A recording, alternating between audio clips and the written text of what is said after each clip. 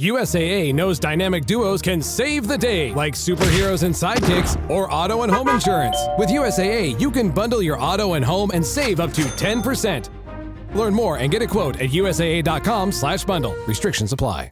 At Starbucks, we've more than doubled paid parental leave, now up to 18 weeks. Which means Starbucks baristas can spend more time with the best company they know, their families. At Starbucks, benefits like parental leave are just the start. Duncan, meet my girls. You are just a fairy tale, aren't you? Hello, this is Kathy, and this is The Cinema, the podcast where my husband Dave and I record our walk home from the movies out every Sunday, but not this week. Today, I am talking about And Just Like That in my mini-series that comes out every Saturday, and I have returning guest, Caroline O'Donoghue, author, podcaster at Sentimental Garbage, and screenwriter. Welcome back, Caroline. Hi, Kathy. First, before we begin, can I just say I know you must be really upset this week because Herbert lost his bid for city controller. I just thought, like, is she going to I was cancel? devastated. She's. I was really devastated. I mean, I did it actually really was like, hard. at that point in the episode, I was like, we've reached a low.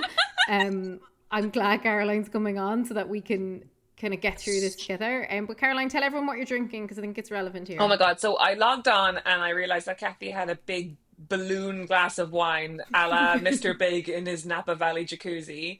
And so I was like, hang on, I just remembered that, first of all, there's nobody in my gaff tonight, which means, Nice. I've got a free gaff, like my husband's having drinks with a friend. And I was like, oh, I have Cosmos in the fridge. So I got a little Cosmo. We're doing classic I love SATC this. here. I didn't know I could have like tinnies of Cosmo. I need to get one. Yeah. It's just like the classiness that girls always aspire to. And I do have to say shout out to my friend Nick, one of my best friends. I'm in his house right now and I'm doing this while he plays with my kids downstairs. And he's been my number one fan of the series and listens to it every Saturday morning, despite not watching the show. Oh, I love those friends That's dedication. so much. Yeah. Oh. Though actually, I think most people listening aren't watching the show, if I'm being honest. But here we are. Caroline, how did you feel about last week's big episode? Do you know what? Happy to see the back of Aiden, and I liked the way they handled it. You know, I mean, I do, and I'm sure this will come up as well as we discuss this week's episode. But like, I like seeing the return of Carrie Bradshaw's backbone. You know, and it's kind of was lost there for a long old time, and I thought the way it was done, that kind of the slow thing of like him checking up on her with Duncan, him not trusting her. The thing with the stakes was so painful. And like So her weird. continuously drawing this boundary, which is so like interesting as well when like he's had so many boundaries with her, like about the apartment, about the smoking, about the all about like for 5 years and like don't call me, I'll call you and stuff. And then she draws one boundary with him and he blows right past it. And watching I think Sarah Jessica Parker did an incredible performance that episode. Like watching that really boil under her skin throughout the episode, and then she finally rips into him, and she's been like, "I have done everything. I have like the real SJP sort of like you can." She's so theater where she's like, "I have agreed to agreements that you yourself could not do."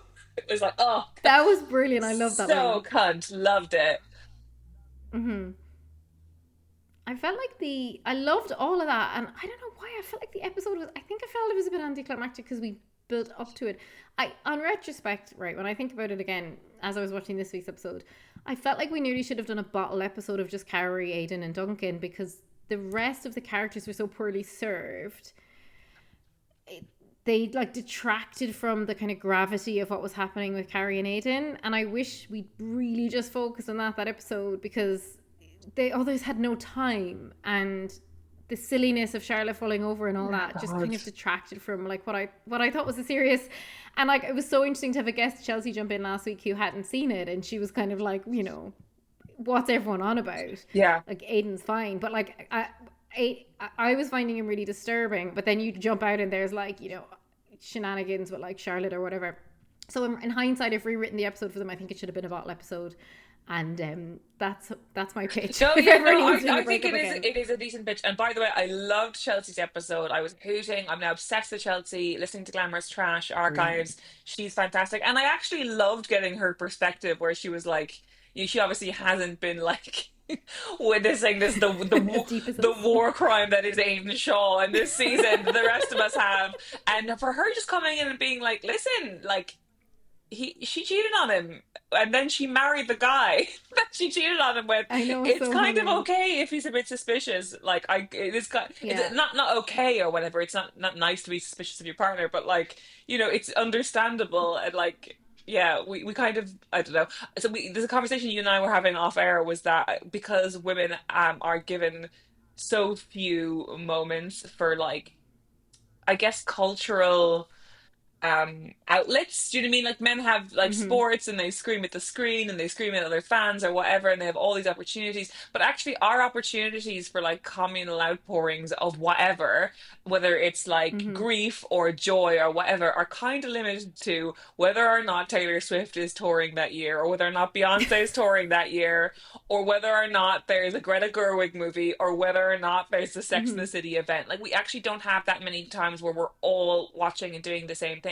And as your guest Chelsea Hmm. said very fairly, she's like, we're so starved for any low concept show that's just about women talking to each other and living their lives. Like Hmm. it does feel like these days, like I know she's a writer on Girls Five Eva, and I love that show, but like that was a show about women at a certain stage of life, but it needed to have. I imagine in order to sell it to the into the kind of broadcast, I think it was Netflix or whatever, they needed to have all these bells and whistles, being like it's a musical show, Yeah. and there's there's going to be guests, and it's kind of in the 30 Rock Hmm. universe, and da, da, da, da. It's like I love Girls Five. I love it for the show that it is, but like I would also have Hmm. watched that show if it was just those four women um Just the four friends, chatting, but yeah. we don't get And those anymore. And this is why we're all obsessed with the show, so we don't get stuff like this. it is a big, like, it's our Star Wars, right? And as you Yeah. said, it's like your husband, when you were talking about your husband, you said it's like our sport. And it's funny because with Girls Five Ever, I totally forgot to say last week, Chelsea wrote on it, and it's one of my favorite shows as Oh, well. it's so I think, good. what's the Big Pussy Energy? Love that song. Yeah, my But favorite we one is digress. sorry. If you watch anything from Growth Hormone, my favorite part is New York Lonely Boy, where it's just about like Oh, so slightly good. older couples who have who have one child living in the city, and how like they have these like little miniature adult sons. It's just my I favorite felt very thing. triggered by that song at the time because my son like loved sushi and we were living in Surrey and I was like, oh dear God. Though he wasn't quite the New York lonely boy, but it was very funny.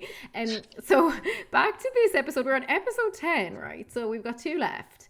Um, Aiden is now fully erased from the document, right? Yeah.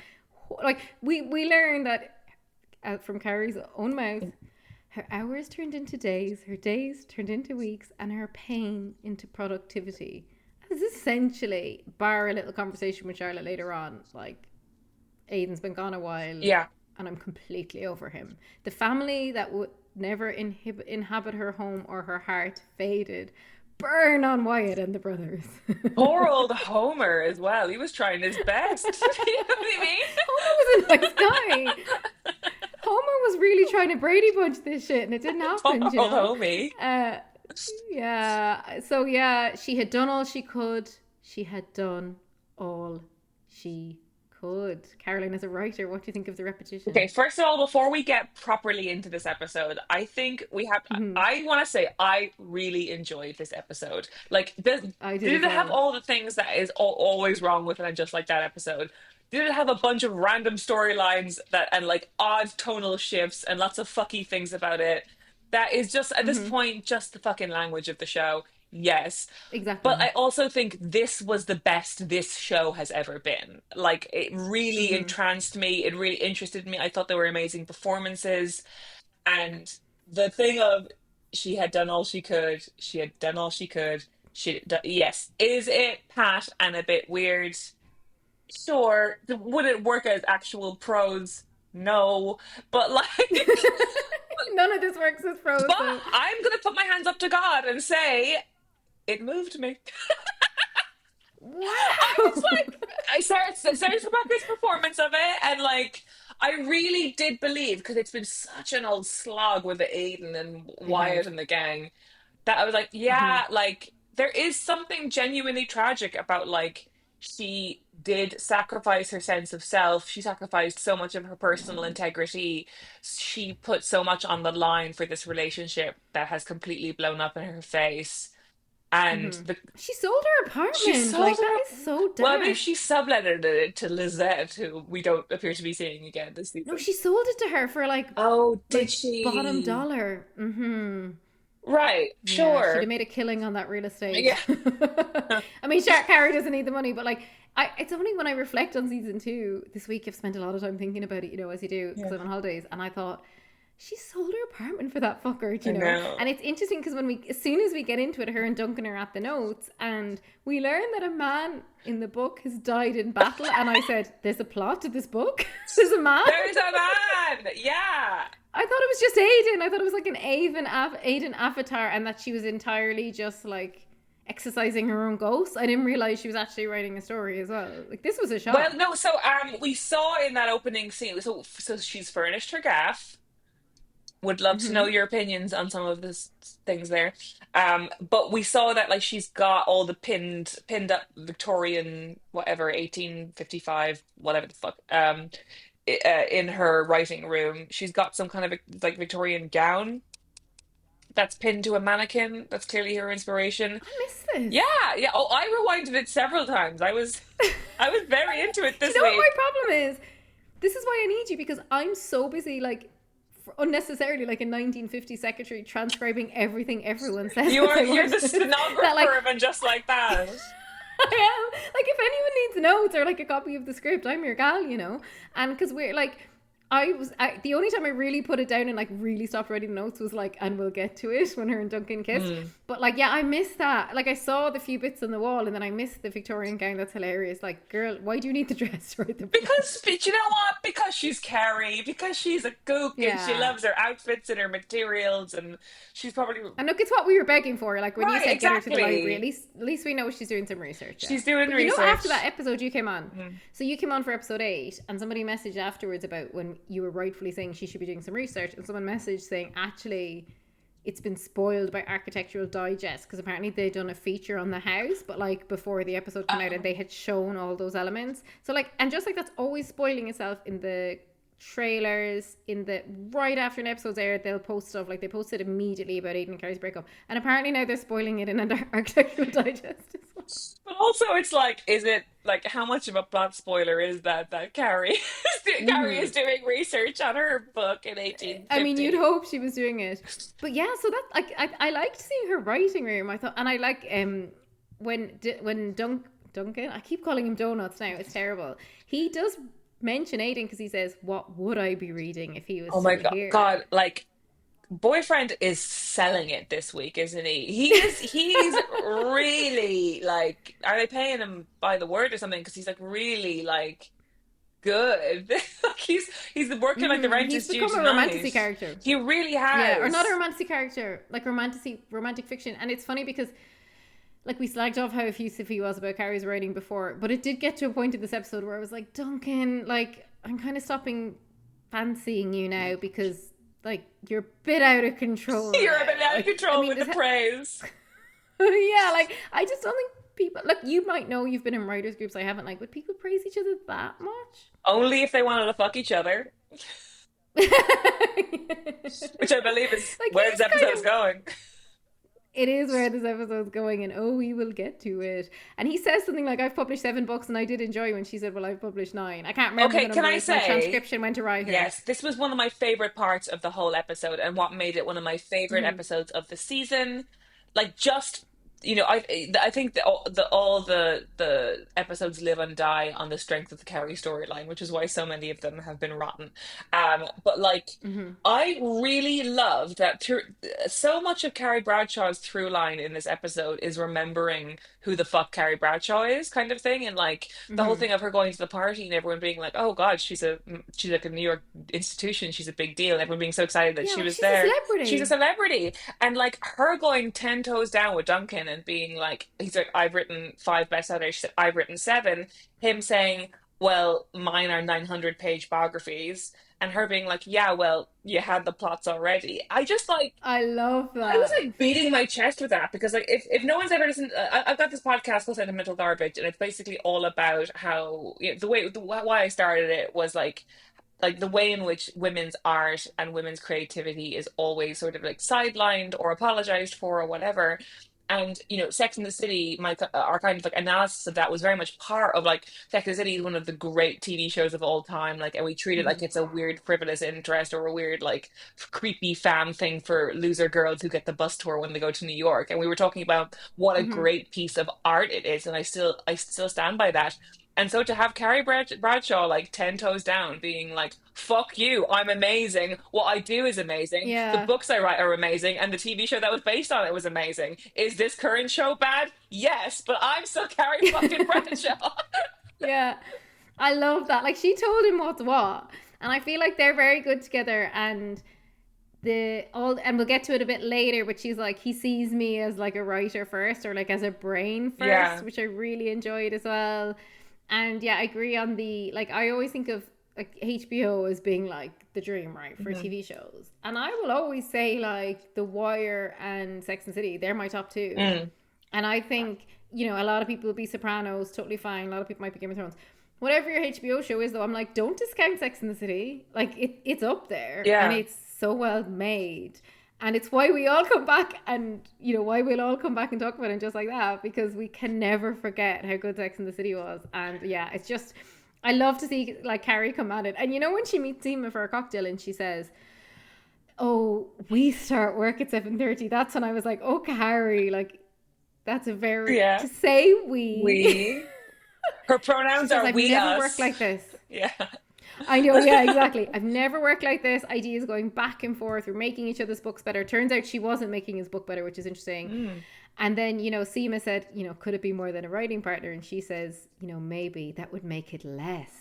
I've never seen a man see me as smart first, sexy, yes, cute, yes, but that's limiting. Duncan respects my thoughts, what makes me, my mess. This was all very profound, and this That is was like a good really like first profound. 8 minutes of the Yeah. episode. I was Mm. like, who, what? What? What's happened to this show? Why is it suddenly good? Nay, great. But did you notice Samantha Irby wrote this episode as Yeah, well? yeah, yeah, yeah. It was I think there's a lot to be fascinating. told by the writers. Which is fascinating because of everyone in the writers' room, Samantha Irby is she's a very different person to Carrie Bradshaw, obviously, but has the Hmm. nearest career that would emulate that. As in, like, Carrie, like Samantha Hmm. Irby is like someone who is known as being a commentator of like a real voice of her generation and like published a string Hmm. of like autobiographical essay type books that people are obsessed with. People are obsessed with Hmm. Samantha Irby. She's a big deal. And like it felt Hmm. like she really like tapped into that for this episode, which I really loved. And it was interesting because Rosemary McCabe, who's been on two of these recaps, was watching it and messaging me, and she was saying, so I guessed it was written by Samantha Irby before I saw the name because of the slapstick elements. She felt like that really stood out as well Mm. because a lot of it, not the Carrie stuff, but a lot of the Miranda stuff was like quite slapstick, and we'll get to in a bit. But yeah, I feel like I'm basically obsessed now with every episode as to like see who wrote it. I love to see Carrie in these scenes with Seema though. This is where Seema really is the Samantha replacement because it's like Carrie and her will have not the combative conversation she has with Miranda and Mm. not the very sweet and sincere conversation she has with Charlotte, but like there's a bit more bite to them. Like Seema's challenging her, but Carrie's not offended by her the way she's offended by Miranda. That's so, oh God, we have so much to talk about there. But there's something, I totally agree with you. There's something in her dynamic with Charlotte and Miranda that actually feels closer to a sibling relationship than it does to Mm-hmm. friends, which I actually think is like a real thing. Like I have that with a couple of friends who we've known each other, we've been through so much together, and the line of friend and family does blur sometimes, and sometimes that can be Mm-hmm. this beautiful intimate thing where you feel like you can be so relaxed around them, but sometimes it can be like you're abusing each other. Do you know what I mean? Because you You're know like that it's being a safe. bitch. Yeah, you're being a total bitch. Yeah, Mm-hmm. and it can be really thorny and complicated, and I do think the show especially in a season with Miranda and Carrie, it does bring that thing of like it does feel like she's fighting with her older sister often with Miranda. And it has that feeling Yeah. of like you see me this way and I'm trying to like unpick how you see me and control how you see me, but you ultimately you know me better than anybody, so you do see the whole picture. And I feel that. And she nearly like, I think when she like initially rejects Duncan, and I know I'm skipping ahead, but like I feel like it was nearly like she didn't want to prove Miranda right. Like you Yeah. would be with the sibling in kind of a petty way, and then she's like, "What the fuck? Why am I worried about Miranda?" You know, but like I feel like it's such a sibling thing. When we got after the kind of chat with Seema and we go back to Carrie, and sorry for anyone who's first time listening, we go character by character, but I got so excited here I forgot to actually say we're starting with Carrie. I swear we will talk about the other characters. Goes back to her and Duncan, and they've like the whole Xerox thing, which again I thought was quite cute. And then he ends up in her wardrobe. And do you remember, was it 2 weeks ago I messaged you saying they are faking out, where they were sending us pictures there was pictures in the promo of Duncan and Carrie's wardrobe. In a week he did not appear in an episode.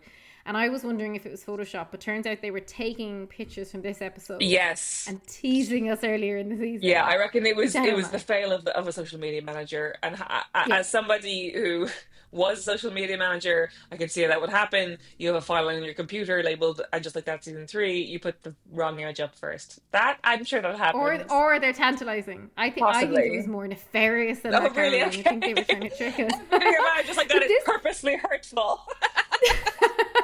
but this is where Duncan's up there and he's like, "Have you worn all these frocks?" And she's like, "Duncan, meet my girls." And this is where I just thought, okay, now they've just turned Duncan into fanfic and it's too much. He says, Sparkle, sparkle, sparkle, you are just a fairy tale, aren't you?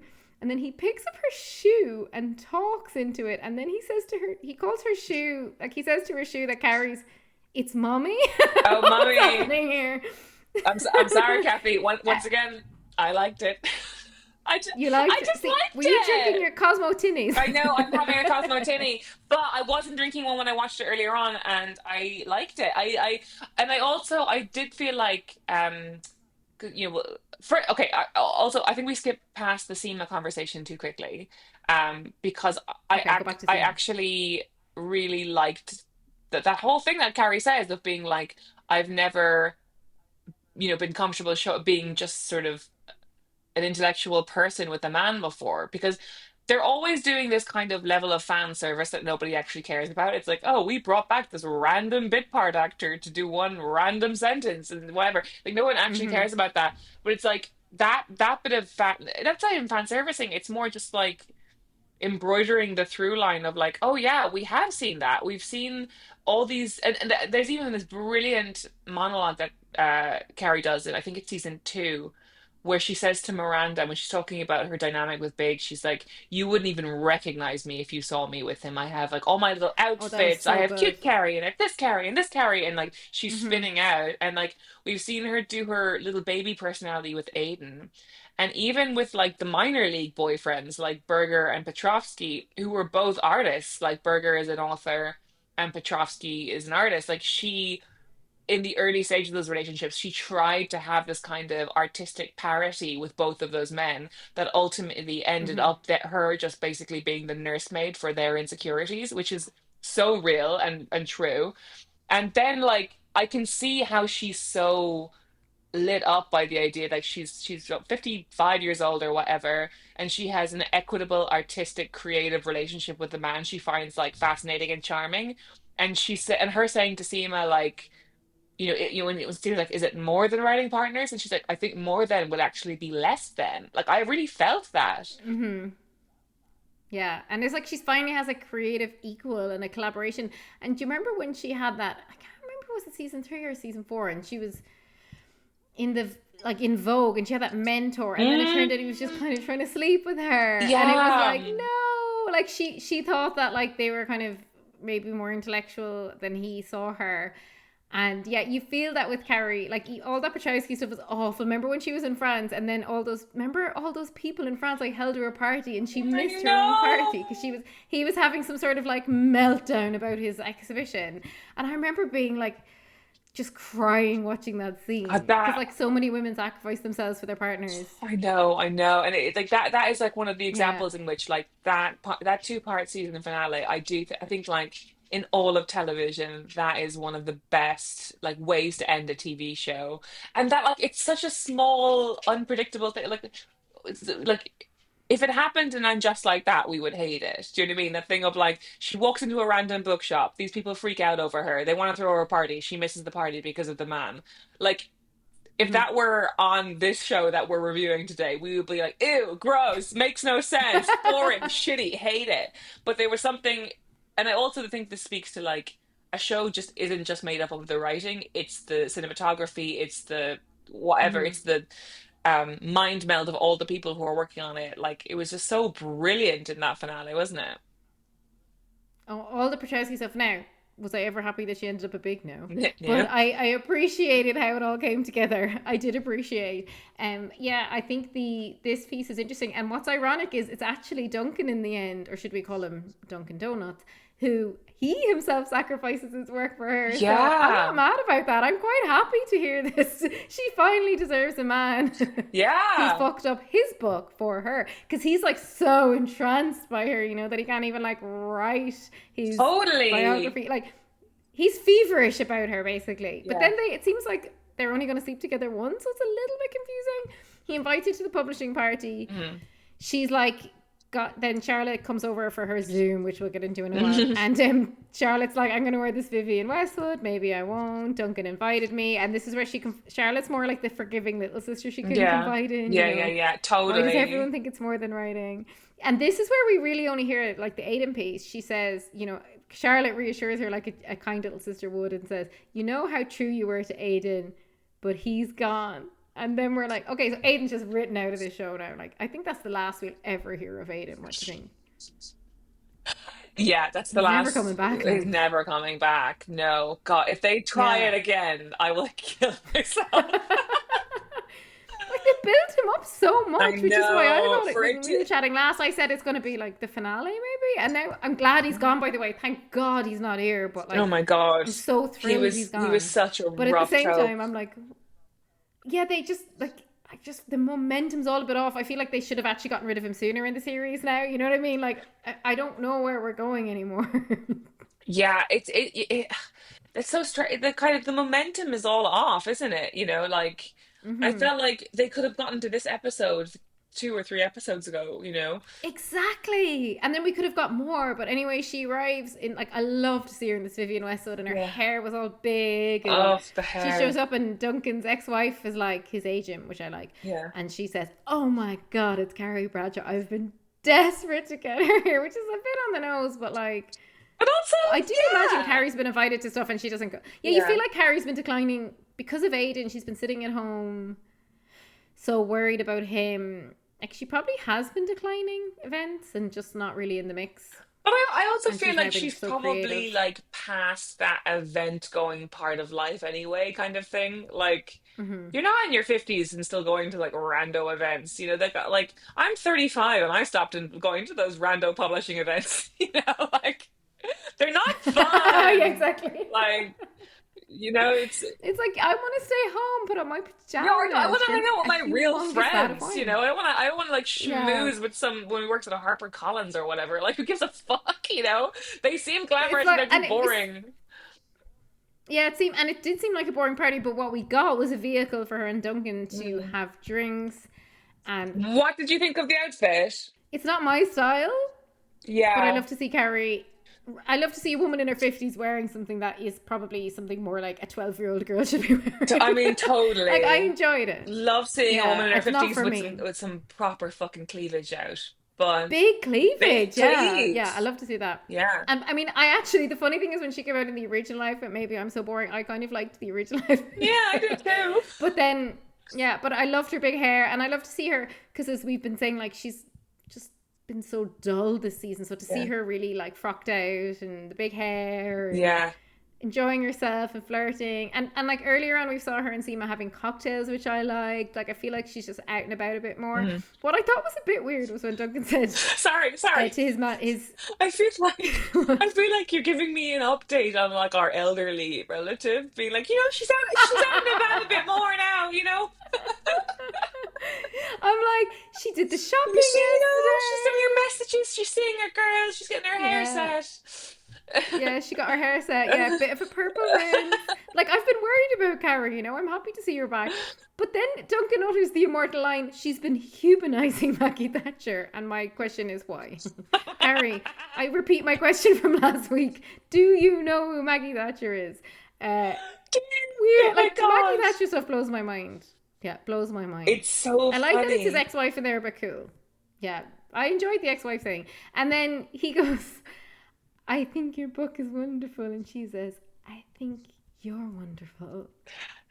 Is this when I've had too much wine now? Is this? I'm reading my own dialogue that I've written down. Was this still in that scene, or was this when they're back at her stoop? I think it's back This at was the on the stoop. stoop, but Yeah, they're really flirting they're here. really flirting. Yeah, you know.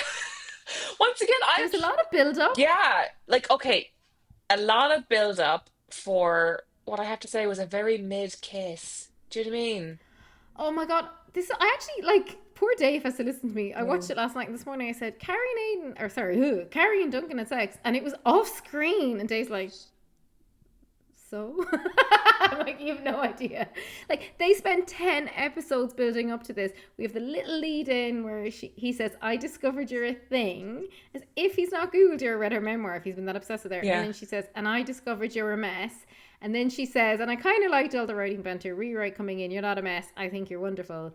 He says, "Do you want to come downstairs? To be clear, I'm done writing for today and possibly forever." And she shakes her head up the stairs and then kind of thinks, "What am I doing?" Runs down, kisses him in like, yeah, kind of like a granny kissing her grandson, I would say. Like that's the level of passion we saw there. Like, and Yeah. So were their lips even touching? like it was a real just two faces smushing type of kiss, like, and also it was Yeah. really darkly lit or underlit or whatever, like it was in the kind of alcove thing of his little flat downstairs, and you couldn't really see what, like, do you know what, I was listening to your review of Superman the other day because you loved it, I loved it, like we all loved it, and like I was really thinking about like how Superman was one of the first movies I've seen in the cinema in years where someone was kissing someone else and I was there panging with how much I wanted to be kissed as well. Do you know what I mean? Like for It was really it's sexy. so sexy, like Mm. Superman and Lois Lane in the kitchen and all that kind of stuff. I was like, oh my God, this is some of the best kissing I've seen on screen. Like it'd been so long since I'd seen good kissing on screen that I was like, Hmm. like it almost shocked me. I was like, wow, I Everything's so asexual now. yeah. It's a weird post-pandemic thing. I can't put my finger on it. It's in a ton of blockbusters. When we watched Twisters last year, we were like, where was the kiss at the end of that film? Like, there was none, by the way. Spoiler for Twisters. Like And literally, you're like, it's there's all this tension build up, and then like no release. Whereas Lois and Clark, poof, holy amazing. shit. Like Yeah. I was like totally digmatized by that movie. I was like totally, I was fanny struck by it. I just like I had forgotten what it was like to see like intense physical chemistry between two adults Yeah. on screen who then kiss, and like it And really this ain't the show this you're ain't gonna the get show. that in. But as you say, it is this weird thing of like we're in this weird thing where like in terms of sex, like nothing is off the table, and like oh for example, Adam licking Seema's armpit or whatever, which I actually quite Mhm. liked and I thought was kind of intimate and cool. But like nothing's off the table when it comes to depicting sex acts. But when it comes to depicting two people looking like they really fancy each other, really enjoying their big kiss, like it's been forgotten about. Like we're just not Yeah. doing it I feel anymore. like Sarah Jessica. Do you think Sarah Jessica Parker, like, is it a contractual thing? Because, like, I swear to God, like, if I had to put money on it, I don't even think they were kissing. I think it was so old Hollywood style, like, they were, like, actually maybe kissing each other's cheeks. Like, it was, as Yeah. you say, it was such a smush. It was darkly lit. Like, the camera angle was kind of, like, half behind someone's head. And then we cut to them in bed. And I was like, I mean, I was really disappointed. I was like, this is not what I waited 10 episodes for. Then she wasn't even smoking his pipe, which was like the bit of fan fiction we did a few episodes ago where like That would I have was been at least hoping for great. something.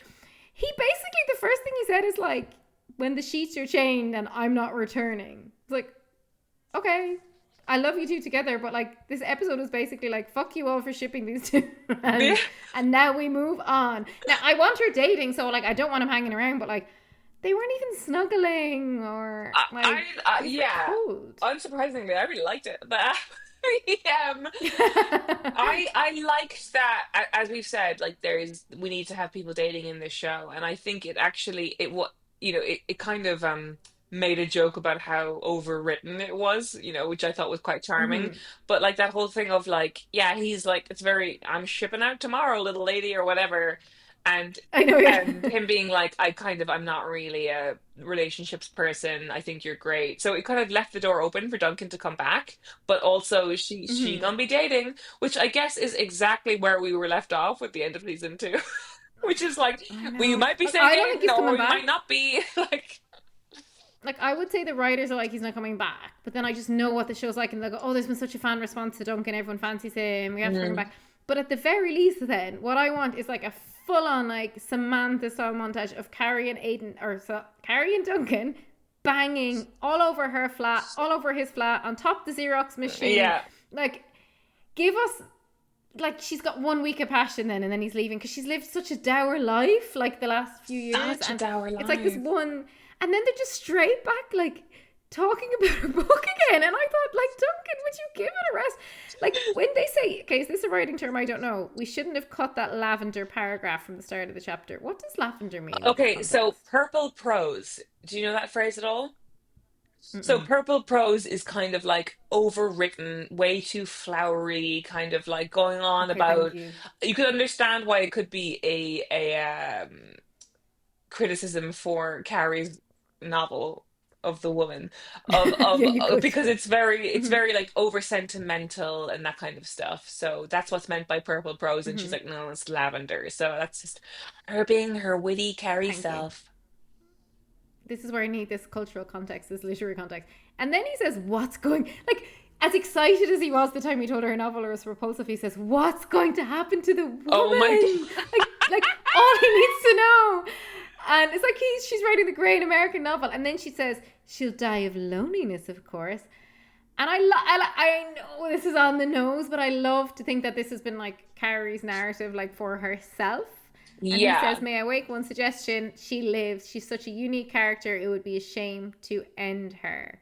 And I thought, you know what? We've all been thinking that about Carrie Bradshaw. Like, we You know kind of thought the what? show had killed her off. So, like, is it like, is that what they're talking about? Or is it not that deep? I No, don't I know. think it is exactly that deep. It is like Michael Patrick King is just clapping his hands like a seal somewhere that you picked up on that subtext, I think.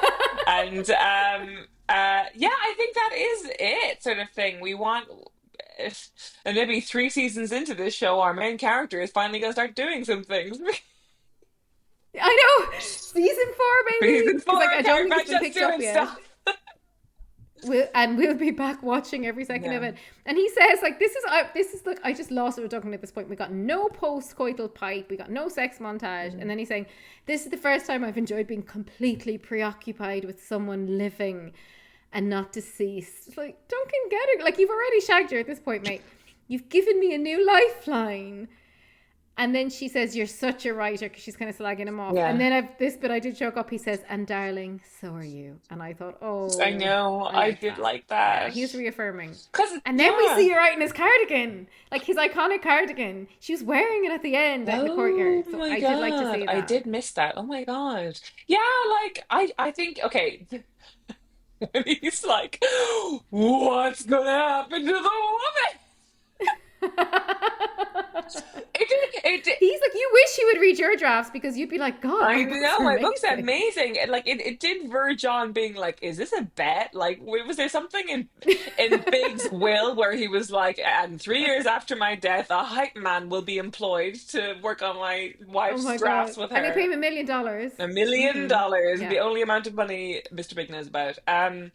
Yeah, that was like I was like, okay, I've bought every moment of enthusiasm from you up till now, Duncan, but this is overdoing it. But I do like, I did really, I think he really sold it. Like he is just like a person who is a one-track mind, and that's why he's been a successful Yeah. biographer apparently. And now he's like obsessed with her, and he's a bit like, this is not good for my career. And he's also never read fiction before, so it's like the first time you have a glass of wine or something, you know? Like, he's like, I have never read something that's not an autobiography.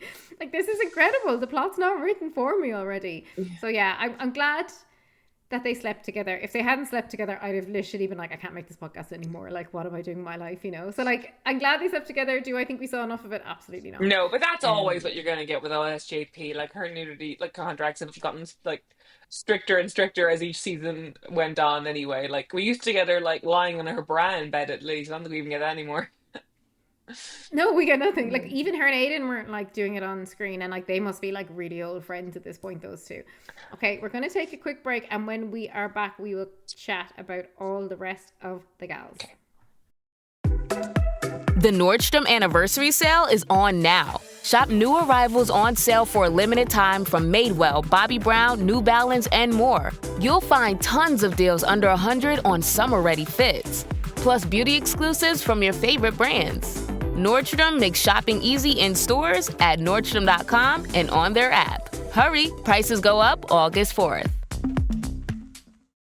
Okay, we are back. And before we chat the gals, I said that every Sunday Dave and I go to the cinema. This Sunday we are not going because we're on our holidays. So instead, we're going to release an old episode from our Patreon to celebrate the 30th anniversary of Clueless. We're going to celebrate by sharing a Clueless review we did a few years ago over on our Patreon in March 2020. So trigger warning for some mentions of social distancing. We also had a 5-week-old baby at the time, so we sound very tired, but it was a fun episode to talk about Clueless. Another iconic female cultural moment. Caroline, welcome back. Hi. What did you think of Miranda, Steve, and Brady this episode? A lot to take in here. Wow, wow, wow. I mean, okay. I was happy to see Crazy. Steve back because I've been like, where's Steve? Where's Steve? And it seems like, okay, so let's take it through beat by beat. So it seems that they Mm-hmm. have like a healthy post-divorce relationship at this point, which I was happy to see.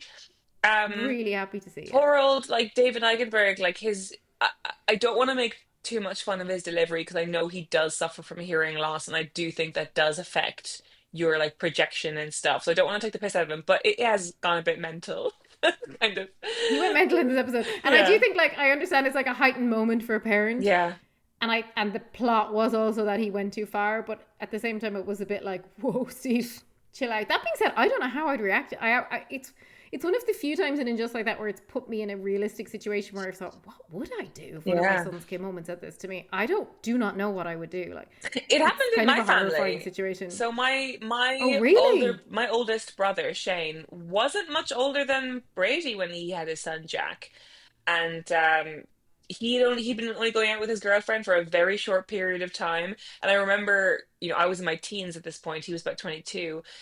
He brought his girlfriend to the house, and we were like, why is she meeting us? Like, they've only been going out a wet weekend. Like, why is he bringing her home? And then, like, as Mhm. soon as she left, he was like, so did everyone like her? We were like, yeah, she seems really nice. Like, good, 'cause she's pregnant.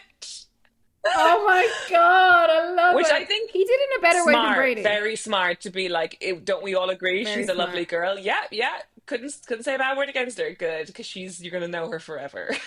And Oh my, see, your brother's much yeah, smarter. This Brady's like, yeah, so I'm going back to college. And oh, by the way, I got someone pregnant. I don't even know her surname. And we hooked up like 2 or 3 times. So he doesn't even please. introduce her in a way to be like, she's a whole person. I know her surname. I know how many times we've had sex. Like It's like he's very dismissive almost as he introduces it's like her. Brady, do some research. Like like it's a, Yeah. prepare for this. Like you went and like bought cod and you're doing whatever. Like this is a bombshell. You seem like a very emotionally intelligent young man. Just do Yeah. some more And he didn't research. even like I think he kind of fucked up on that front. However, I did like when Miranda like jumped into slut shaming and she said, "Well, it sounds like she sleeps with loads of guys." And Brady's like, "Why do you think that?" Mm. And Miranda realizes she has no reason to think that, and even if it's true, it doesn't mean that this girl does not know who the father is. So I really enjoyed the topic of exploring how Miranda would react, how Miranda's like shaming this girl inadvertently, how they're so annoyed at Brady. But then it got very funny when Miranda like went to meet her and she was such an unusual character then. Like Yeah, she wasn't written like I expected her. I thought she was gonna be really nice and sweet and like yeah. but she was like fuck off. Which I have to say, and she was far I too know, I know. I yeah. actually, yeah, I thought that was a bit of fun. It was like, yeah, that kind of thing. It's always been very good at that, of being like taking a very real world situation and then like making it absurd. Like when something we used to always say in the podcast is that Samantha didn't have cancer, she had cancer and a movie premiere kind of thing. So it's like making things a bit mental when it gets a bit too heavy, because like, yeah, that is a Yeah. situation lots of families are in, and it is complicated. And I do think I actually, even though I found David Eichenberg's performance a bit much, and like his whole, "Hey, It was too Miranda, much. you can't have a rubber in your pocket, you got $2 for a condom." Like it was a bit nuts. I did think, I was like, yeah, this is exactly how this family would react. Like, this, Yeah. And yeah, at least one parent would scream, "Why didn't you wear a condom?" Like that would just yeah, like that would happen. I actually and I jumped ahead to the hair salon piece, but I was fascinated by this. We've never seen this before, and it's a great. I think it was a good yeah, addition, the split screen call, because the first thing you would do is, I yeah, think the first thing Miranda would do is phone these two women, and we cut to the split screen, and a bit like how we're looking at each other on this podcast yeah. recording now. I loved the idea of that, and I got way too excited. And I thought this is like the grown-up version of the cocktails, the brunch, which Mm. most busy people can't actually do all the time with their girlfriends. Like it's not really something that's actually possible when you're like working full time and have kids and all your commitments. But then they immediately start playing like plinky plonky music Mm. and I just thought, oh no, just let them have a conversation. The plinky plonky music is like a sickness on this show It's a now. Like they just can't, they can't help themselves. It just spoils everything because I got so excited. I was like, this would make sense as the new mechanism. Yeah. Like we all did those calls on Zoom. Like I'm glad they weren't actually on camera because that wouldn't make sense anymore. Like people aren't actually sat down to do that. But I like that she rang them both straight away and that her and Charlotte went off to do the recce. When it's something actually that Dave and I talked about. We went to see I Know What You Did last summer, the reboot last week, which has some bits of fun, but it's not a great film. But I felt like the film was being very reductive and kind of diminishing of Gen Z. Mm. And I feel like the show's done it a bit here where like she says, I was going to get an abortion till I realized the baby would be a double Libra. What a vibe. Like, I mean, like that's just so on the nose. I know, I know. Like somebody and I Know What You Did last summer said the line of like, you know that meme, like after like everyone she loves has been murdered. You know that meme where you say like, would I still do my skincare routine after like the love of my life was murdered? I guess I still will. Oh Like, God, is that a real okay. line of dialogue? Yeah. Ooh. That's a line in the film. And this Libra, what a vibe line was like giving me that same energy. And then Yeah. in Miranda straight away, how do you know he's the dad? Which made, I really like that Miranda said that because it was such an unhinged, Yeah. psychotic, like no customer would say that to you. Yeah, I can't. Yeah, exactly. Like I love that whole dynamic. I did find like that the character was mad. It's like I'm like, okay, are we Yeah. gonna be seeing more of her? I guess she's gonna be Yeah, like, like where's this going? where Like is it this feels like going? it's like a standalone. But then she mentions something about some app she's developing. So I reckon what's going to happen is her app's going to make all this money, and then they're going to wrap that bow up neatly. You think? Like I just don't think the show really wants to follow through with Brady, who like barely earns any money because he works in Scout with his dad, and now he's going off to study. And then this girl who like works in shampooing, so she'd be on a very low wage. And I do was we think that thinking. this show really will follow that through? Well, obviously no, because has it satisfyingly followed anything through that it's set up? No, but I can see it's exciting the idea of like one of the girls being a grandmother, like that's like, I like and that. Yeah, and especially with they Miranda, like, but um, I think. I think it being Brady is a good one, because if it were Rock or Lily, it would take over the entire storyline, and like that could, because it would be like we'd see the pregnancy they're week to carrying the week. They're baby. carrying the baby, Yeah. exactly. But it being Brady is Hmm. interesting, and I what I predict will happen is that because okay, that hairdresser, sorry, not hairdresser, shampoo girl, which I love that line in the salon where the receptionist is like, That was "You good. asked for you heard specifically about shampoo girl? It's insane." Like, She gives a great head massage. exactly, yeah, and but she was obviously a very kind of outsized character, but her kind of bolshiness and her like how like the bit where she was the most legitimate as a human being that I think we might see again, where she was like, basically, "How dare you ask me that? That's really inappropriate. You're a fucked up person. That this is very uncool." It's Hmm. like, oh, this could be like. she's kind of the old Miranda a bit, like this very Yeah. bolshy, like knows exactly what she wants, knows exactly how people should behave. She's kind of rough around the edges. She's kind of hard to love, but we come to love her anyway. Like Hmm. that's kind of who Miranda used to be. And like if they Yeah. were interested in building up that, and if they genuinely thought that people who were Gen Z were also human beings, then I could see that being, Which they don't. which they don't. Oh, and then of course she has to say, "Oh." Miranda said, "Oh, I want to know this little boy or girl," and she says, "You're so binary." And at that point, I wanted Miranda to go, "Excuse me, I Yeah. dated a non-binary character for a whole season that everyone hated." We didn't go there. When she farted and walked off, I did laugh. I have to say, because that's quite the exit. The Go farting. out popping, girl. So go poppin'. Like, just and it of course reminds us, people like us, of around the infamous plot where Carrie farted under the blanket with Big, which I just always loved, and she tried to hide and he said, "Don't hide under there." It's worse under there. Always so good. And then we kind of end this plot on Brady sleeping in Miranda's house and reading his cookbook. It's like, all right, He's Brady. not. He's reading Anthony Bourdain. So it's Oh, is that what he's yeah, reading? I'm yeah. sorry. Again, I was too busy transcribing. Yeah. There's two things to say about Brady. Mm. One, I messaged Rosemary McCabe a few weeks ago saying, "Is it just me or has Brady gotten hot?" And two, you have been talking about Brady on your social I media. have. I Can you have. let I'm us know so your glad that you brought predictions? this up. So a few weeks ago, I think it was the episode where he met Joy's dogs, and he was like super charming with the dogs. I had this. This is the same time I thought he might have gotten hot. I mean, look, we're Yes, getting desperate in this exactly. show, but like Totally, we're Brady getting was doing it for me. desperate. Let me Hmm. find it. So it kind of, it's like, oh, and also as far as I'm aware, the baby who he is the baby, right? Like he literally is Brady, the Brady we knew and loved. Yeah. You know, back when he was, What? I think he is like literally the same The same actor. actor. Maybe I'm making that What? up. Okay, this is something I will investigate post episode and put in the show notes if it's true or not. Okay, if not, yeah, you can Yeah. edit. But No, I'll leave it in because either way, I love it. It's unhinged if it's untrue. But or no, sorry, maybe he's not the literal baby because I imagine they use succession of babies. But like But he might be the in kid. the movie when he was like 6 or 7, I think that's the same actor. I'm pretty sure. I love this. Also, side note, while you're putting up your predictions, remember when him and Lily hooked up last I know season? what was that about? It's been swept under the rug. Totally Hmm. sad. I couldn't give a fuck about Lily. But so anyway, the way it lingered on him in that, the way the camera lingered on him in that episode where he meets Joy and her two dogs, I was like, this young man is being groomed for something. Like definitely has some Hmm. kind of a series contract, some kind of deal going with HBO. Like his face is definitely on lots of casting directors' sheets or whatever. And so I made He's got he's charisma. got charisma and he's got that sort Hmm. of like fucked up rat boy kind of attractiveness that we love as a society. Hmm. So I made a series of predictions that I will read out to you now. And the first of which For the was record, they are now here. yes, and I made this on the 14th of July. So the To date stamp. today's that bit.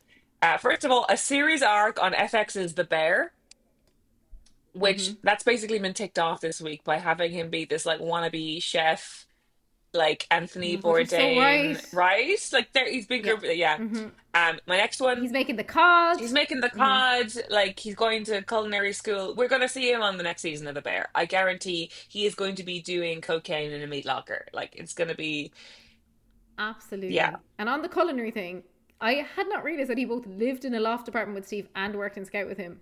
yeah. Like that's unhinged. Like who spends that much time with their dad? Just people in the No family wonder business. Steve's screaming at him.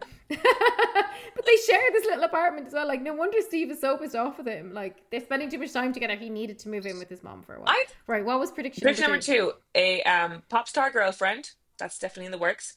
Um, and Or you didn't say this, but app developer girlfriend could have oh been. yeah, But in real definitely, life, pop definitely. star Like girlfriend. no, I think what will happen is there'll be a big pop star girlfriend who will pull him into the next echelon in the same way that Sabrina Carpenter made Barry Keoghan from an actor into a star. I think that will happen Yeah. with whoever the fuck plays Love Brady. that.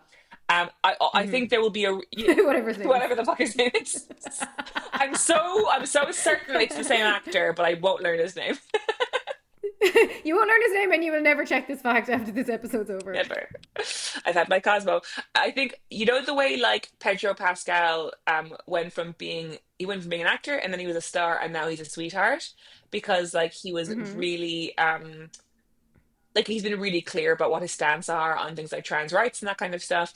I think Brady will have a moment where he casually drops in an interview that he was asked to audition to play one of the Weasleys on the Harry Potter Oh my show. And then he'll say, god. well, obviously wasn't going to do it because I'm not transphobic. And then the crowd will go wild and that will like cement This is him. a deep prediction. So it's based entirely on the fact that he's red hair. Red hair. Yeah, he's got red hair and he looks like he should play like Percy Yeah. Weasley. Then he will be in. He'd be a great Weasley. He'd be a great I admire his Weasley. stance. Exactly. But I really admire the stance he's taken. I mean, it would be it's a HBO show. Like, he's on a HBO show. It would make complete sense for him to play one of the elder Weasleys. And he gracefully Absolutely. denies it because of his firm belief on trans rights. I love this for him. Then shortly after that, I have all my bullet points here.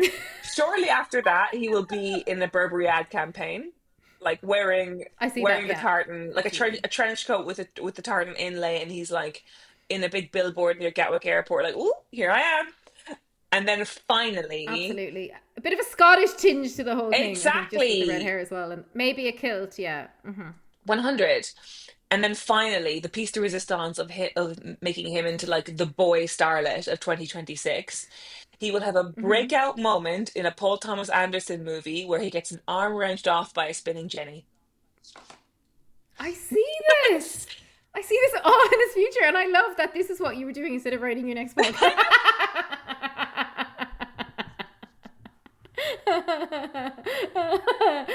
I think like he's having his moment now. Like maybe the next 2 episodes aren't even Carrie. Maybe they're just Brady. The Brady Files. It's just like I said, we need like bottle episodes. What we're getting is bottle episodes of Brady and this hilarious farting app developer and just like hashing it out. You know, Yeah. building up his start. Yeah, I mean he's of all the kid actors, like he's got the most charisma. Like that's for sure. And Definitely. the other two aren't bad, by the way. Like Rock and Lily are totally fine actors. Yeah. But he comes in and he's got a bit of swag about him. Like he's Exactly. you Yeah. know, 2 glasses of wine in. He's not unattractive. Yeah. You know what? He's definitely got something about him. And I think also it's like there's something about the whole, and I feel this way about Lisa Todd Wexley as well, who we'll get on to the way that kind of very Park Avenue upper echelon way in which both Lisa Todd Wexley and Charlotte parent their children is completely insufferable and has turned them into insufferable human beings.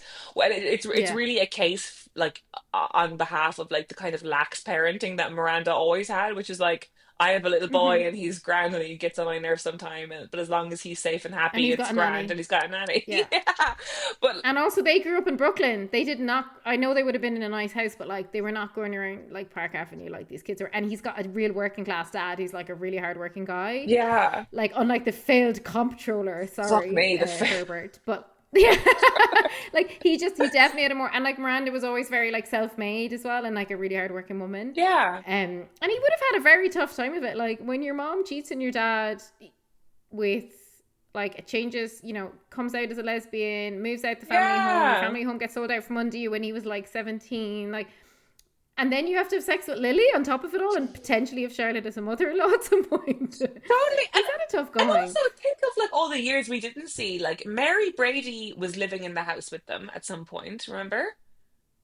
Oh Wait, yeah. So She would have passed so away. yeah, so he kind of had his childhood with his, grandma who had dementia, and plus he at some point fucking his nanny died. Yeah, Like you're right. Like, you know, he deserves these upcoming bottle episodes. yeah, Like, I'm glad he's getting them. I just feel like when for whatever reason, when he walks into the screen, he just feels like a real person who has like empathy and has experienced the world, whereas Lily and Rock feel like two swaddled cunts. They just seem like spoiled dickheads who have been protected from every bad thing the world has to offer, whereas Brady feels like by virtue of like his parents living complicated lives, even though they love him, he's been like, yeah, I've seen more of the world. That's just what I get from him. I really like him. Yeah, I'm getting it too, and I'm really getting the whole like, you know, anti J.K. Rowling thing. He just emanates that vibe, you know.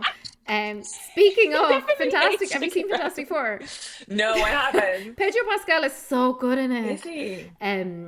on the superstar thing, yeah, he can slot into anything. Like he's playing like a bookish superhero, and he just like lights up the screen. Right, on to Anthony. This is brief. Sorry. My He's one having a issue with sex Pedro scene. Pascal is like, why does he only do IP projects? Why is he only doing like reheated leftovers from the Marvel universe and shit? Like, it's like, stop being in video games and stop being in comic book movies. Do a fucking film. That's Oof. what I mean. Pedro Pascal is in the latest Celine Song film, Oh. of which The Materialist. Oh, okay. Well then, fuck me, I guess. However, however, he's also been in The Last of Us and in Fantastic Four this summer. So 2 out of 3 ain't bad, that's for sure. Yeah. Yeah. But apparently The Materialist is terrible, actually, which I'm really afraid to watch it now. So, because everyone's saying, yeah. well, by everyone I mean my patrons. I heard this as well because I listened to the Celebrity Memoir Book Club Patreon, and they went in on for like an hour. It was the worst film they'd ever seen, and I really enjoyed listening to that. So, anyway, Yeah, I know. Anyway, but I like the hot takes. Keep them coming. On to Anthony, right? Again, I'm like, whenever Anthony shows up, I'm like, wait, he's in this show. Like, I truly forget everyone. yeah, Sex scene. I'm just going to list through my notes here because we can't spend too much time on him. Sex scene, gaslight, go to my apartment, let me get my Wham cassettes. yeah. Giuseppe's flatmate, who's got a puppet with a huge penis, and he says Giuseppe's his muse. Sorry, I found this Like- really funny. It was really funny. And he says, oh no, he's asexual. And as soon as somebody says someone's asexual, you're like, okay. Okay. And then and Anthony says, how would you like to trade him in for a sexual roommate? And he's like, I don't want us to move too fast. And then they go in and he's just like, Giuseppe walks in on him like whacking off to this. This puppet. This is really fun. This is like a total funny Sex and the City weird. It's so fun. It's like, it's very in the league of like, I'm dating a guy with the funkiest dating spunk. Like, it's very just like nuts. And actually, I think there was a storyline where Stanford was going out with some guy and he went back to his flat and his bed was covered in dolls. It was like a similar Dolls, vibe. yeah. Just like Yeah. wacky fucking shit. It's what this show thrives on. Yeah. I thought this was so funny and like, It was so fun. And And Anthony's looking great. Like, he had to work out for this scene. did. I mean, I still have Yeah. no fucking clue why Giuseppe is with Anthony. And like, I actually thought it was going to be a It makes no storyline sense. about like Giuseppe's fucking obsession with older people. Like, they're like, why are you living I thought so with too. an 80-year-old man? Why are you Yeah. having sex with a 60-year-old man? Like, it's so weird. Yeah.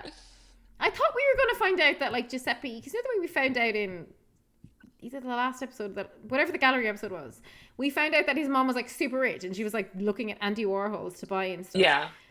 So I thought maybe his mom had like actually bought him this incredible apartment and we never knew because Anthony always presumed he needed to come to his apartment and there was going to be some reveal around wealth. That didn't happen anyway. Yeah. At the end of this episode, he's moving in and Anthony's really pleased. But we're like, it's just because of the puppet though. I like, know. Where's this It's funny. plot going? Where's this relationship going? Like, what's I happening don't here? care. I just liked it. I didn't like Yeah, I liked it as well. Also, And like, what- I'm always surprised, but then I always enjoy when he shows up, you know? Exactly. Also, the bit where he's like trying to explain how he met his flatmate, and he's like, "I was doing my poems, and he was doing his entertainments." And he just kept saying, "Stop saying his entertainments."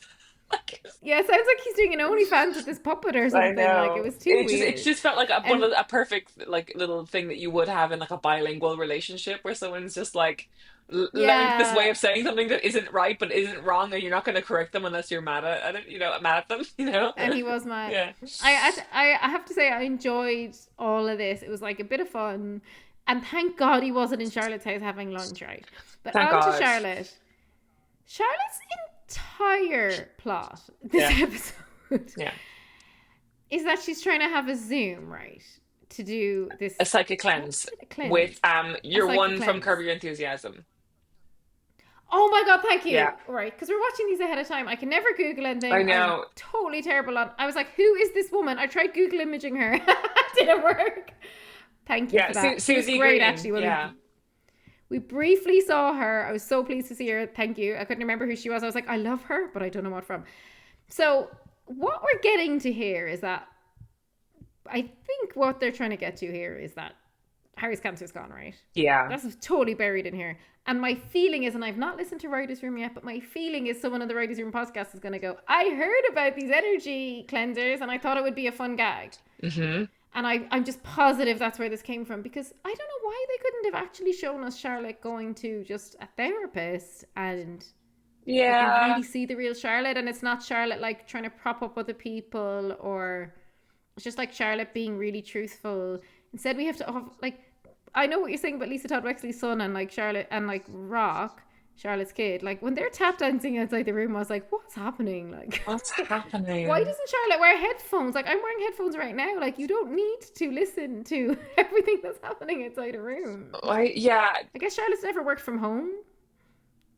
I She doesn't know how guess. Zoom works. And like also this like renovation plot line where like this is the kind of show where we would have several different beats about a renovation. What do you mean she's suddenly doing a renovation and she hates it? What? What are you talking about? And then Harry goes, like, we briefly see Harry, who's apparently cured of cancer, and he just goes, it's a loud and undeserved renovation. Like, all Harry does in this season is, like, scream at football. Yeah. Like, we've had one beautiful scene between them and moment, and then the show just, like, makes fools of us all and, like, brings us back to this stuff.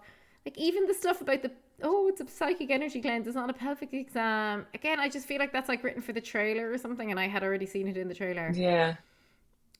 I don't know. And like even the fact that the psychic is so mean to Charlotte until Charlotte says my husband had cancer, as if before that she wasn't deserving of someone being nice to her. And then they end on the guided meditation. I don't know. I thought this was the weakest storyline. Yeah, of the whole I mean, episode. yeah, it's a Charlotte storyline, so it's gonna be it was yeah, I totally get with you. The frustration is that like because inevitably it led to like a fraction of a moment that was actually compelling, which was Charlotte being It like, was, I yeah. wasn't able to express it to anybody properly, and I whatever, and I feel like I've been on my own with Mm-hmm. this. And like as you just said, like yeah, we haven't really seen her at all in this show that isn't supporting other people, and so it would be nice to peel back the layers of that. And I understand how they want to get her into therapy because like therapy is such an overdone sort of thing and in Mm-hmm. shows and like it's such a like a boring shortcut for writers being like, oh, we want them to say exactly how they feel, let's get a therapist in. And like I Yeah. understand why you'd want to subvert that a bit, but like it's just Mm-hmm. like the juice was not worth the squeeze. Do you know what I mean?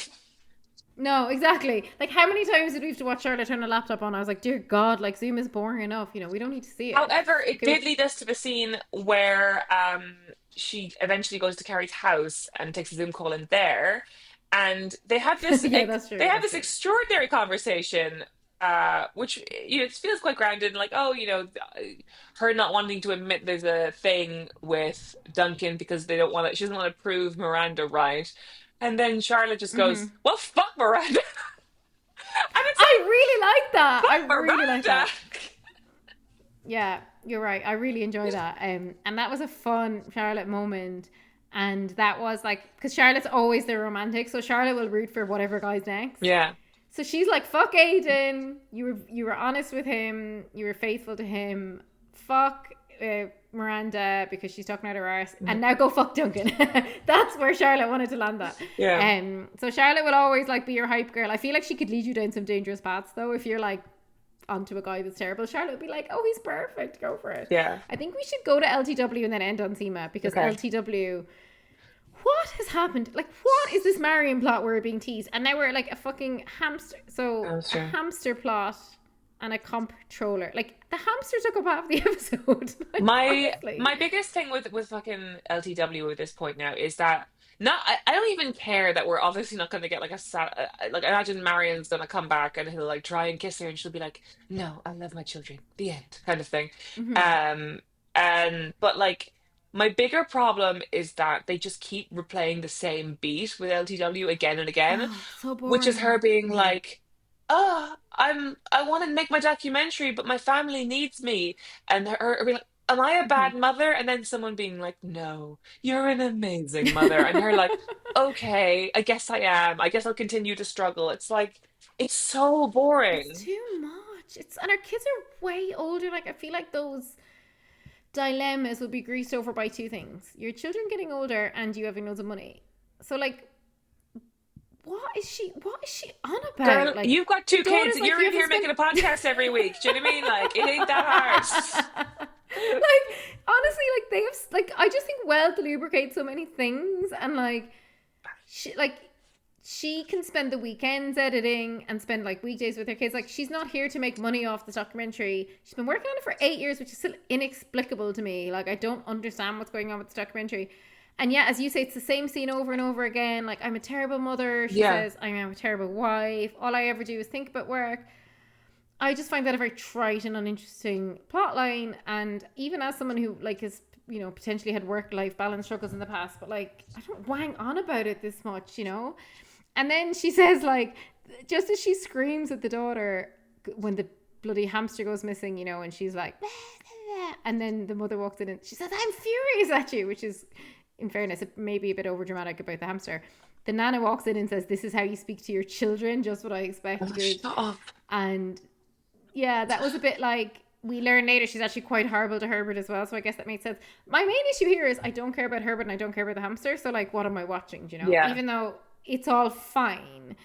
Like, then they go off to Herbert's event and they're saying things like the Wexleys always win, the Poles have you winning at 5%. They start cheering in the lift, being like, daddy, daddy. And I nearly lost it until I realized it was just so that they could do the cutscene of when the lift opens and like, he's lost? Okay, fine. And the mom says, I hate this filthy city. And then they say, and we've talked a lot about how these characters are too wealthy, the working class swayed the vote. What did you make of Okay, this so line? I guess this is like, because particularly with Charlotte's storylines and LTW storylines, they do sometimes, it's all a question of tone, right? Of like what tone makes sense on what show. If that were a line on, for example, Curb Your Enthusiasm, which is also a TV show about extremely wealthy older people who are just carelessly fucking up other people's lives, don't give a shit.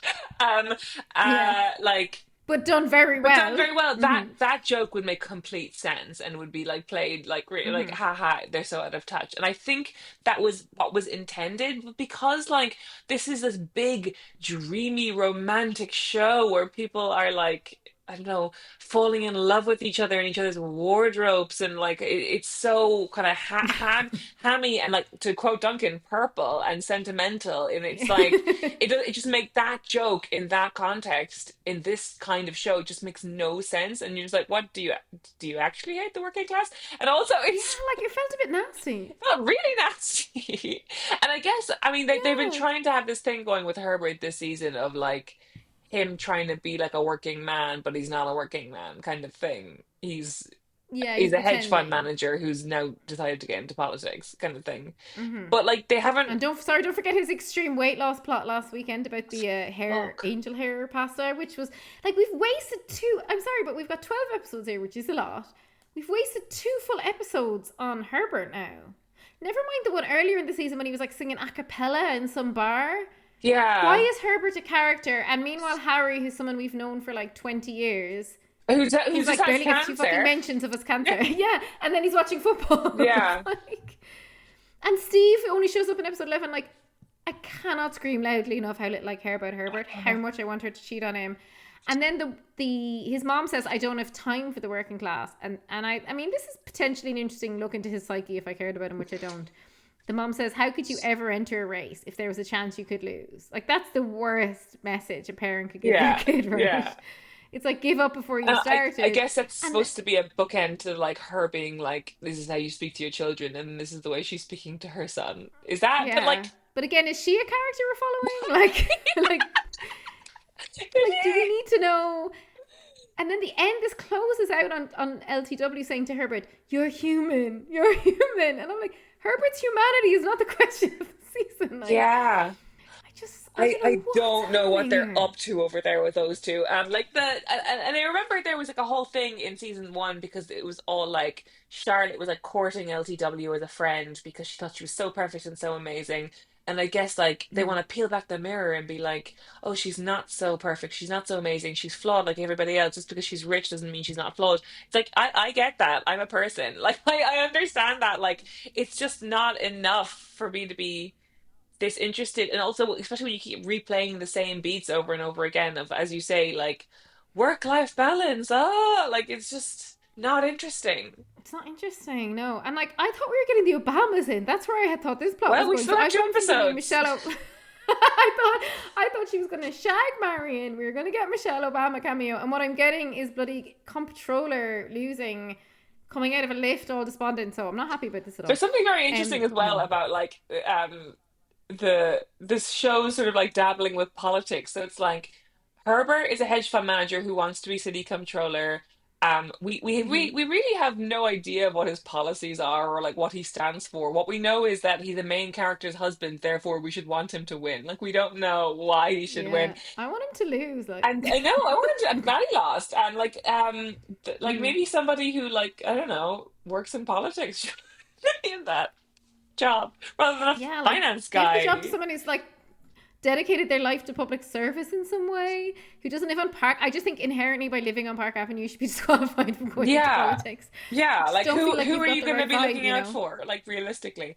Um I know it's not the same title. They're not going for the same job. But if you to vote Mamdani or Herbert, who is it? You know what I mean? come on.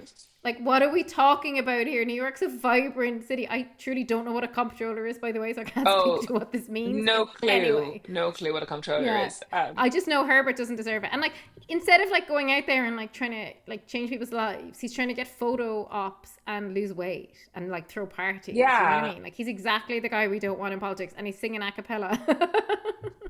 Like what? Yeah. And going on Olympic. No. And then it's like the kind of like the working class vote swayed us or whatever, and then it's like this very like Margaret Thatcher has come up 7 times, I would say, and like there's absolutely no citing of her politics or like the terrible No. things that she did while holding office. It seems like the reason they've selected Margaret Thatcher is because he's English, he does biographies of famous figures, and he's doing a woman. And he needed a woman's touch. Yeah, and it's like, but are you gonna actually like this?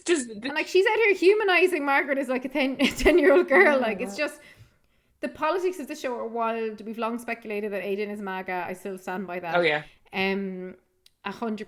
And I don't know what Carrie is, to be honest, probably libertarian or something. Finally, we get to see Matt, who again I had a bit of fun with this week. yeah, I'm glad she's getting like a bit more than just deodorant, albeit I Yeah. enjoyed the armpit sniffing like you did. Adam's rent controlled apartment, $900 a month. Mhm. That was fun. yeah, He talks about his mom and about how she died of breast cancer, and he kind of makes, I guess, a point that his mom didn't accept Western medicine because he said they don't make an essential oil for that. And then Seema says, I wish I could have met her. And at that point I thought, wait, how serious are these two? We've really left a few stages here, haven't Well- we? Like, she's saying, I wish I met your mother. So, I mean, as we're led to believe by the woman, there's been somewhat of a time course. jump, hasn't there? So I reckon they've been going out a few months at least, right? Oh, you're so right. Because in my head, I only associated the time jump with how long has Aiden been gone, and I never brought it further down to any other characters. Yeah, you're right. Okay, that makes more sense then, because I was like, Seema, calm down. Yeah. And then he says, meet my mother, and it's a plan, which I enjoyed because he's kind of a bit wacky. Yeah. And then when she met Harry, she was like, he never tried to change me. Like, he never stopped me smoking out the window after sex, which was a great lead into her then Yeah. smoking out the window after sex and like knocking the plant out. Like, this was all fun. It's This a was bit all of like fun. teetering into Samantha territory. Yeah. Yeah, exactly. Yeah, but like Mhm. I continue to really like Seema. Obviously nothing can replace Samantha, but like Mm-hmm. she just brings a real like warmth to everything she does, even when she's being a bit sassy or a bit dismissive. I just really buy her, and obviously we committed some sin in a previous life, which means that we have to watch every episode of this show, and I'm so and I'm so glad that if we're going to keep watching the show, that they've at least created two men that I could bear to be in the same room with, which is Duncan and Adam. I think they're both lush. I would like to kiss them both. I think that's good. Not forgetting Brady. And Brady, close third. Once he gets his Burberry campaign, I'm in. Yeah, once he's at least turned down, in fact, I reckon he got asked to play the Weasley twins. He was so good, they were like, you can play Fred and You George, played and he them was like, I twice. can't do it, lads. I can't do it, lads. Can't do it. And then Adam, she kind of says, I knocked your plant out the window, I killed your mother, like, all in good fun. And then he's at her office, and this is one man, by the way, who's not afraid to take his clothes off in the show, thank God. She's not answering his calls. I didn't kill your mother. I killed the thing you love the most. And thank God, at this point, I actually thought he's going to say, I love you the most. And I was like, I can't handle that. And he says, no, cancer killed the thing I love the most. And she says, I can barely look at you. And then he's put the plants all over her office. And she says, are they self-watering? And he says, no, but that's what you have me for. And a half my brain was like, this is lovely. And half my brain was panicking and going, so is Seema all tied up now? And Yeah. do they think they're going to be cancelled in season 3? Because they're really wrapping up a lot of plots here. Do you think they're going to get renewed for a season 4? Like, why are they wrapping Seema up like this if not that the show's cancelled or will be cancelled? Yeah, it's hard to. I don't know. I am on. Sorry, I'm just saying nothing. Let me think about this. I don't think it will be renewed for a fourth season, personally. You No, don't? but then again, I thought Oh, that about season two as well. So, I thought it after season 1. but uh, yeah, I don't know. It's such a culture. I feel like the show is more like the discourse is probably like I know the ratings have dropped, but it's doing a lot for them on social. Like if you look mm, at and just like that, Instagram has like 1 million followers. yeah, It's so memeable. There's so many people talking about it, much like ourselves. It's got a great cultural resonance, and there's probably a lot of money in the show. I'd say from fashion, furniture. Like, remember even in season 1 or 2, like Who Gives a Crap? My favorite toilet paper. hmm We've advertised it on this very podcast. Sarah Jessica Parker was like holding a roll of Who Gives a Crap. Like the product placement is deep. I don't know, and maybe look, they kind of wrapped Seema up last season as well. Remember with that actor guy, yeah. the producer guy. So maybe that's not, and I was panicking too much, and because I really like him, I just suddenly thought, okay, but maybe, so we've got Miranda maybe booed up with Joy, but that was a bit toxic at the end of the last episode when they kind of lightly laughed at their mutual baggage and never really got into Yeah. anything. Seema and Adam Gardens, very cute, happy for them, but like, so Where's Is Carrie fucking around New York the next 2 episodes? yeah, Like, I don't where's the know. sex? Like to be fair now, like in I remember when we were doing our recap podcast for Sex and the City, we realized that season five was maybe season five and season one was the only no, sorry. We realized when we were doing our recap podcast that season five is the only season where all four girls are single. And then by the end of Mm-hmm. the season, I think Carrie is with Berger and Miranda's back with Steve, I think.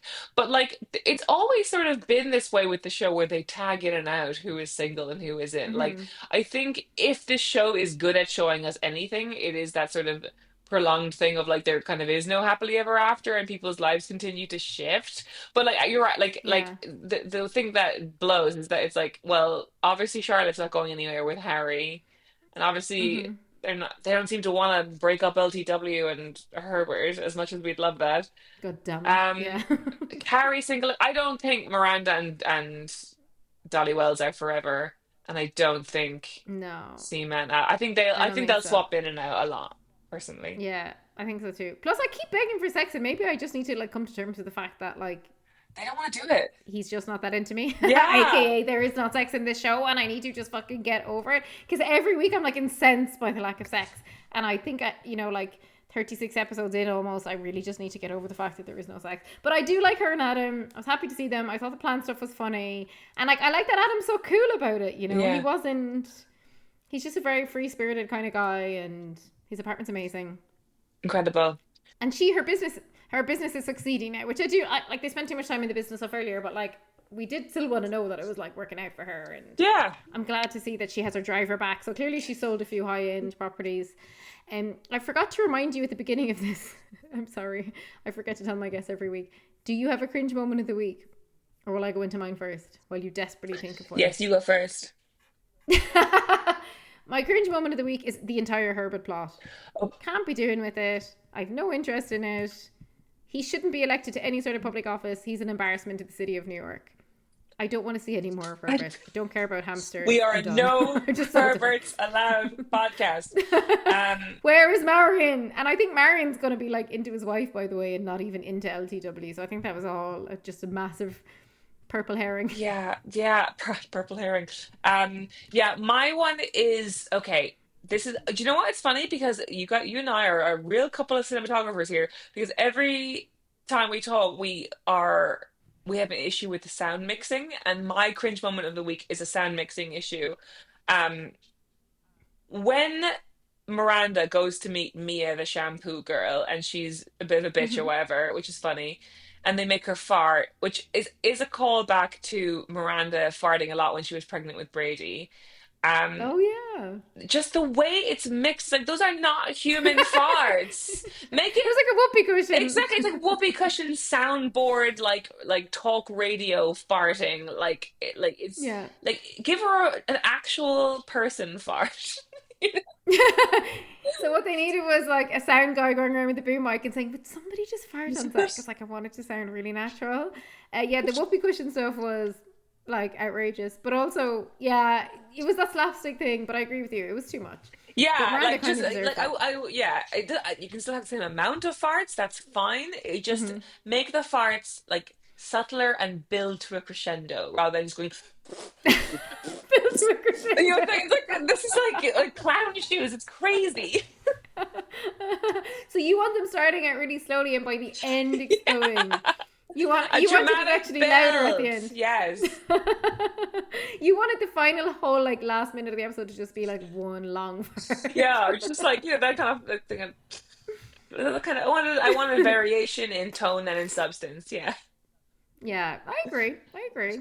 And look, flatulence comes for the best of us. Does. Like where I couldn't even guess where that plot's going other than the app thing maybe taking off. And there's one thing we can say about it just like that is truly we can never guess what's going to happen in I this will. wild ride of a TV show. I will bet you 50 quid right now that we never hear about that app again.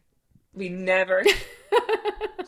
Or is The it? app was just them trying to do a like Gen Z thing, but in my mind it was like, oh, that's the plot. Like, No, yeah, that's yeah. And the the thing is, as well, it's like that thing we said last time we spoke about, like how and just like that is always like sort of behind the curve, whereas Second City was always ahead of the curve. app. It's like nobody in 2025 is like my app is gonna take off. That is such a like a 2016 plot. Do you know what I mean? It's like Or like, nobody has made an app that has made them money in at least a decade. Like that's crazy, dog.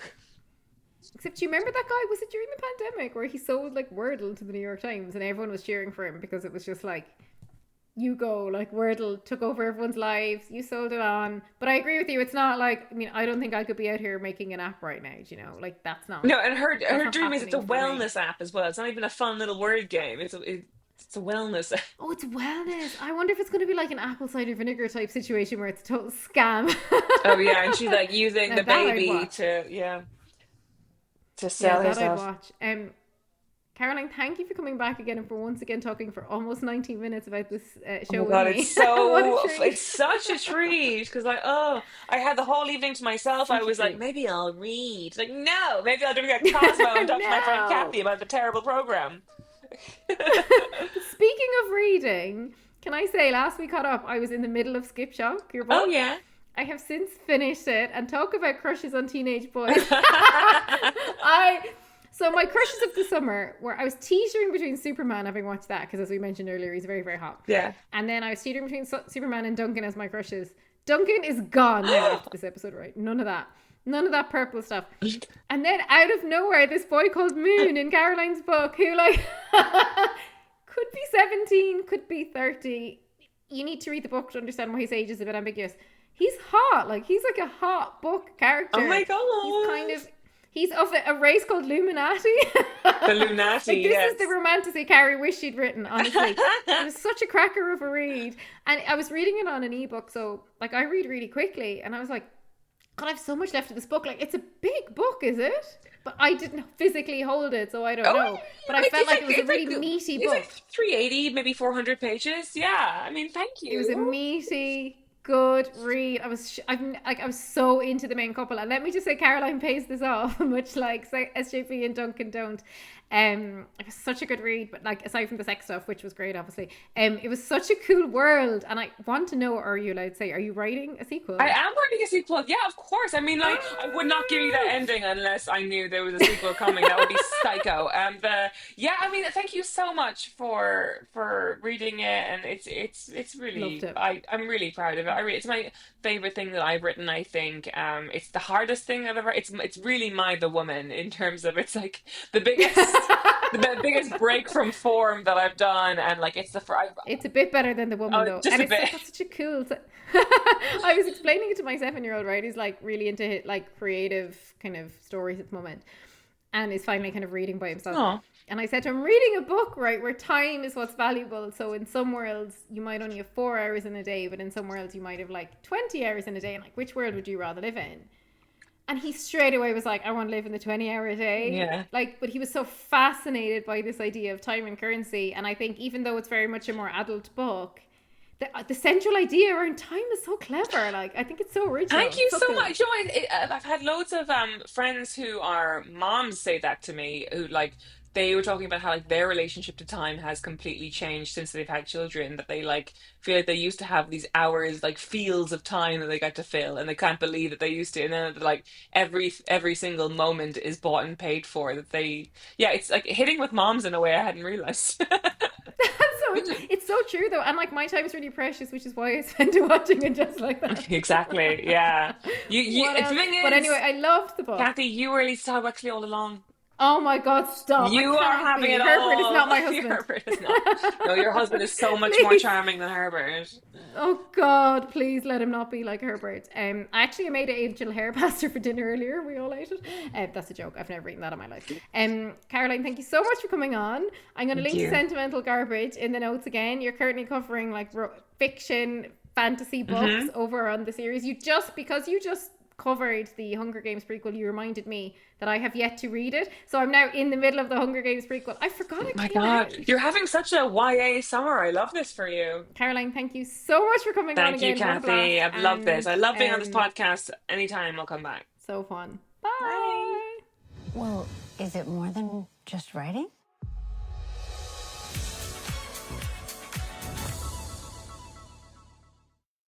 Mom, Dad, you should shop Amazon for back to school and save some money.